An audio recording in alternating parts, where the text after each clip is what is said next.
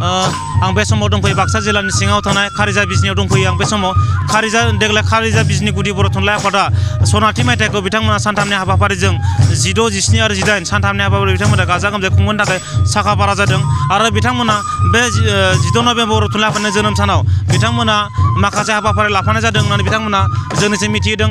लोगोसे बिथांमोना बे हाबाफारियाव हारिमु आयदाखौ बिथांमोना रंगिना संगिना खालामदों। हारिमु आयदाखौ बिथांमोना मोजां खालामदों। बिथांमोना रिहार्सेल होगासिनो दं। बिथांमोना बे समाव बिथांमोना गोबां रिहार्सेल होनायाव बिथांमोना गोबां मुखुब। बे समाव हारिमु आयदानि दैदेनगिरि बिथांमोना बे हाबाफारिनि सोमोन्दै मिथिनो थाखाय सिगांनि बे हाबाफारिखौ सानबेसे खुंफुंनो थाखाय साखा फारा जादों नोंथांमोना? जोङो एबार जोंनि खारिजा बिजनि थुनलाइ आफादनि सनाथि मायथाइ बे सनाथि मायथाइखौ जोङो फैगौ 16 नभेम्बरनिफ्राय 18 नभेम्बरसिम सानथामनि हाबाफारिजों खुंनो लादों आरो बे खुंनो लानायाव जोंनि रिसेपसन कमिटिनि जे हारिमुनि दालाइ आफाद बे दालाइ आफादा बेखौ रंगिना संगिना खालामनो थाखाय बे जथुम्माखौ रंगिना संगिना खालामनो थाखाय जोङो गासै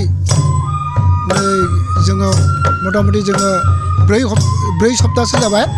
बे 4 सप्तायाव जोङो रिहार्सेल होगासिनो दङ मोसानाय मुसुरनायनि थाखाय आरो बेखौ जोङो जोंनि ओनसोलनि जायफोर सेंग्रा सिख्लाफोर दं गोसो गुदुं बिथांमोनखौ लानानैनो जों बे हारिमु आफादनि जिथु तालिम बा रिहार्सेल बे रिहार्सेलखौ होगासिनो दं।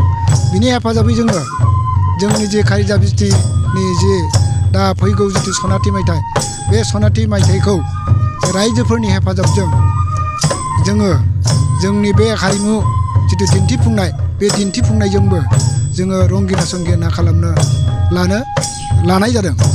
नोंथांमोना ओरैनो बे हाबाफारिनि थाखाय रायजो राजाफोरनिफ्राय बेसेबांसो अनसायनाय मोन्दों?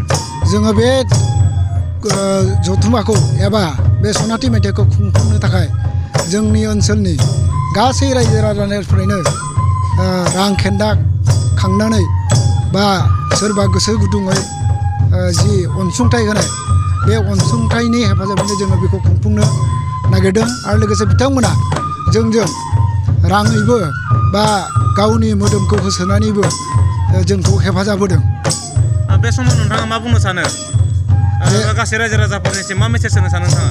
दा बे मेसेजजों बेखौनो होनो सानदों जे जोंनि ओनसोलनि जि रायजो राजाफोर बे रायजोफोरा आसलते थुनलाइनि बिथिङाव गोबां बिहोमा होग्राबो दङ।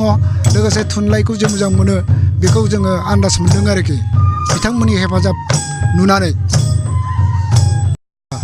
आं बे मेसेजजों बेखौनो बुंनो सानदों जोंनि ओनसोलनि गासै रायजो राजाफोर थुनलाइ मोजां मोनग्रा जे रायजो राजा दङ बिथांमोना जोंखौ हेफाजाब होगोन। गोसो मददै हेफाजाब, रांखान्थियैबो हेफाजाब, गासैबो बिथिङावनो हेफाजाब होगोन होननानै आं खावलायनाय जाबाय बिथांमोनखौ।